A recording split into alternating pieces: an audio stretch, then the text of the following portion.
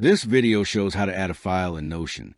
I'm using a sample page called Add File just as an example, so you can clearly see what happens. Click on an empty line on the page. Type a / on your keyboard. A menu appears. Scroll down or type the word file. Click File. A file block appears on the page. Click Choose a file. Find a file you want to upload from your computer. Hover over the file icon to check its size. On the free plan, files must be 5 megabytes or less.